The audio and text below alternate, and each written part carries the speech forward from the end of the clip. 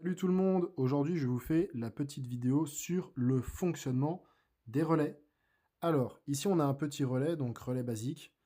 Comment ça se branche? Donc tout d'abord, on va venir ici, sur la partie coil, borne A1, A2.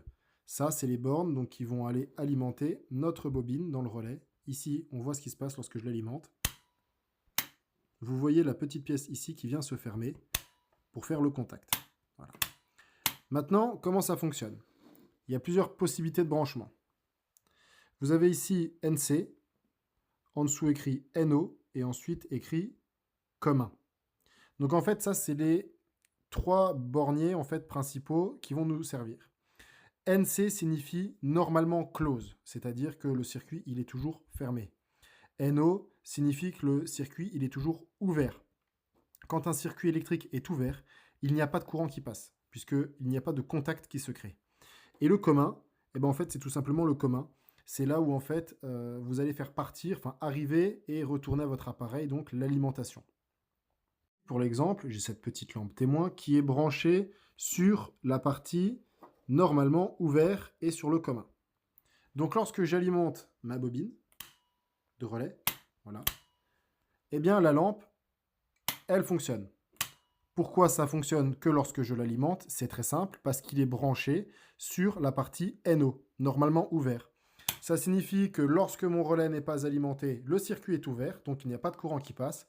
Et dès que j'envoie de la tension pour fermer le circuit, ça fonctionne.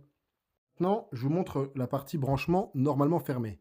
Ici, la lampe jaune, elle est branchée sur le NC, normalement close. Ça signifie que là, le circuit, il est fermé en permanence. Et lorsque j'alimente ma bobine, là, elle s'éteint.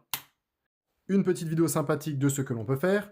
Là, j'ai le commun qui est relié à mes deux petites lampes, une en NC, une en NO. Donc, actuellement, celle qui est normalement fermée, elle fonctionne, mais l'autre, non, puisqu'elle est en circuit ouvert. Et lorsque j'alimente ma bobine, voilà. Donc voilà, un relais, en fait, ça peut servir à faire plein de choses. Après, il faut piloter le relais. Et comme je l'ai montré donc, dans d'autres vidéos, ici sur la borne A1, A2, eh bien, vous pouvez très bien mettre une minuterie, un système de temporisation, un relais Wi-Fi, n'importe quel moyen, du moment que ça envoie une impulsion. Et petit détail, n'oubliez pas votre relais.